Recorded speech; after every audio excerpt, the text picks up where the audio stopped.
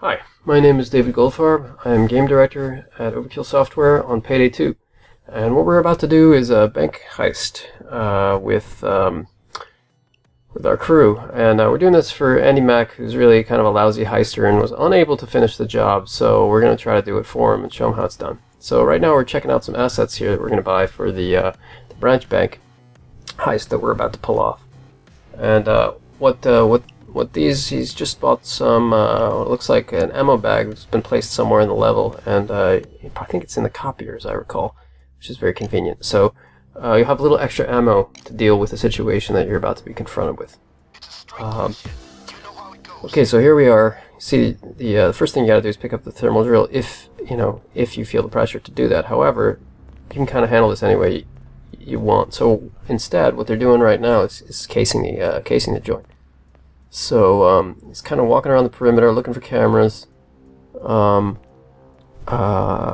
checking out to see if there's civilians on the street.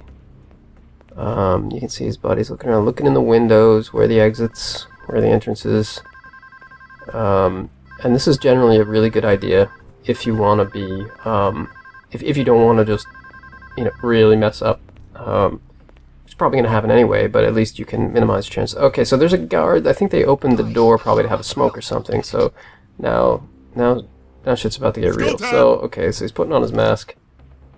Here we go. This guy. Well, he saw him.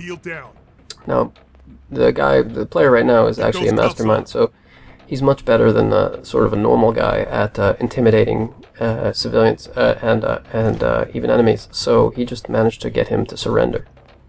And he's checking the street to make sure there's nobody else like wandering around, which could blow the whole heist if that should happen.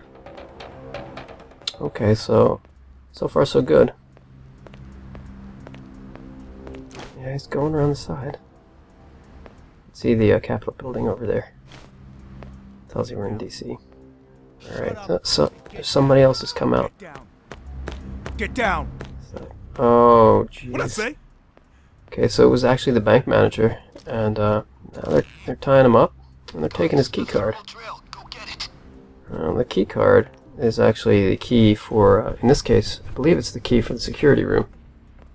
And that's going to come in real handy for disarming the cameras, which will in turn be handy for doing a much stealthier heist, depending on how they do things. So you can see those are the icons there, all the different ways you can kind of open a door.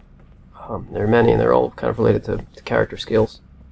At the moment, though, they don't need any of them because they have the key card, and that poor unfortunate is now finished. And now what they're actually doing is they're turning off his pager, which could technically alert the to set off the alarm. But if you're a mastermind, then you're better at kind of lying to people. So they just made up a story. And now they're still good. Nobody's heard them yet. Let's see what they got on the cameras. So this is like a strategic overview. They're just checking stuff out. Let's see, you got a guy on a bench. Got a rooftop.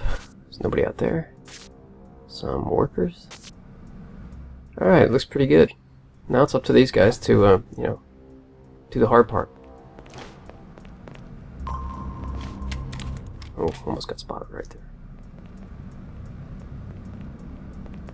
Now, you really gotta be, at this point, it could go, oh, he's gonna throw this guy actually has the skill for a cleaner, so he's chucking the body into the dumpster, which will give him a better shot of not getting discovered. Alright, let's see what happens now. Sooner or later, you gotta kind of throw down. So these guys are actually, I'm guessing they're gonna go loud. Oh, here we go. Everybody pray on that ground. And now everyone in the bank knows it. On the ground, people. Faces, people. Oh, jeez. All of you, down. Oh, well. And the vampires go down, and they're kind of boned. So I think it went well up until then. And now they're just tying up people to slow down the assault waves, right? And they pretty much have to kind of batten down the hatches because the cops are going to be showing up pretty soon. And they better... One thing they could do here, I think they're gonna, is they're just ordering people around. is he's gonna check the roof. But if they could find some boards, they could actually board up the window to cut down some firing angles. I think right now, just checking the rooftops, make sure, checking the street, nobody's coming yet. Yeah, alright, so they're in pretty good shape so far. You know, independent of the bloodshed in the interior, which was of course unavoidable. And here come the cops. So, at this point, I think they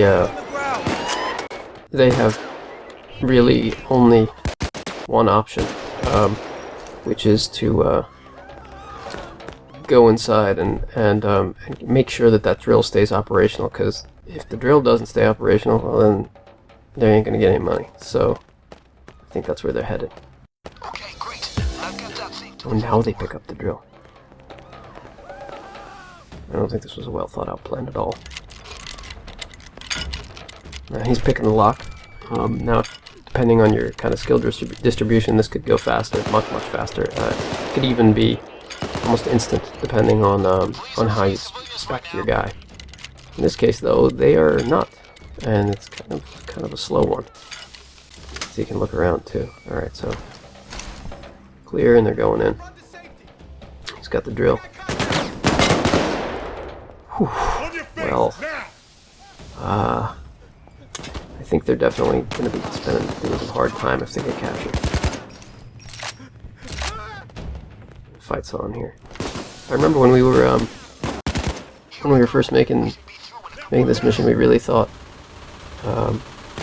you know, it's so hard to make things like I think the dream was that that we would actually make it feel like a takedown, like a real robbery, and it became increasingly clear that the feeling of real robbery, that everything can kind of go wrong at any instant. It's very easy for it to go wrong, but it turned out to be one of those things that became like the signature of the game. I think is that you get accustomed to things going wrong in interesting and spectacular ways, and you don't feel bad about it because you just know it's gonna go to shit anyway. So it's just sort of fun.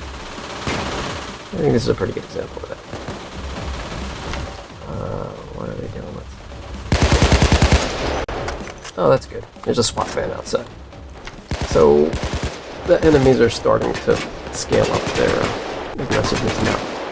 You can see the response is obviously pick up some planks and board up the windows, because, you know, you want as much cover as you can possibly get. Oh crap, that's in there. Just wait him out. And they've smoke grenaded the interior. One really awesome thing about Payday 2 is everything tends to play out differently every time, because there's so many random elements and there's such an enormous intersection of different abilities that, you know, you just never know what kind of group you're going to get in terms of skill set, and there's just a ton of randomization built into into every scenario. So, you know, whether it's entrances or exits, or when the cops come, or how they appear, if they tear gas the vents, or like any number of different things could happen to make it different. Or what's in the vault, there's like a whole bunch of random elements even in the vault itself, whether there's like a friggin' door there or not. So like an extra door. So it's really pretty. There's an enormous amount of replayability even in one scenario, and we definitely felt that. Oh, he's fighting with that. Come on, get Neil up. You may notice that these people are actually characters from Heat. The Observant, I'm on. Alright, so I think this was actually the point at which the heist that I saw the Game Informer's guys doing during E3 failed. Let's not call it failure. It was more of a okay, let's call it a failure. It didn't work out. Ooh, they just blew the shape charge. You see that? That's actually a skill, that shape charge, and you use trip mines to blow it. Alright, they got some cash. I think they're gonna get out of here. They got a shot. They're in the vault, and they may make it onto the street. This is gonna, in my opinion, this is gonna turn into Heat, and there's gonna be like a dude running down the street, firing, probably not like Val Kilmer, but I think manage to pull this off. Yeah, this whole like on the street thing is I think we just wanted it to feel like that scene in Heat, like everybody wants. They just freed another civilian.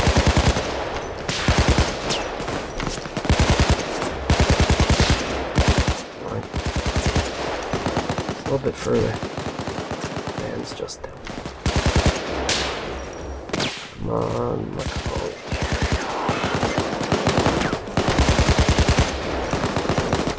He's down to make it another 20. 20. And these escapes are always the most tense usually because you just don't know if you're going to get off before you make it to the van. Back to the van. Okay, we can Bleeps in. Come on, man, don't be a hero. This is where will he get greedy? Come on, don't get greedy. Okay. Come on, man. Come on, buddy. Get in the van. Fucking Damn, it van. feels good to be around. Alright. That was awesome. So now they've succeeded, they get their big payout, and our economy is all kind of hooked into everything. So money is kind of cash is king. Everything relates to money. And money allows you to do everything in the game. So they got some money. Now they're going to get the final bonus after they get their experience, which is the payday. And that's kind of like the thing that keeps you, one of the things that keeps you motivated to keep playing. Let's see, so they're picking cards now. See what they're going to get. Wingro gets the... Oh no, Macaulay gets the... Oh, he got a mask. Very rare. And the other guy got orange, which can be used, dark red orange, can be used on his mask as a coloring. And there you have it. So thanks for watching. This was Payday 2. My name is David Goldfarb, and thank you very much.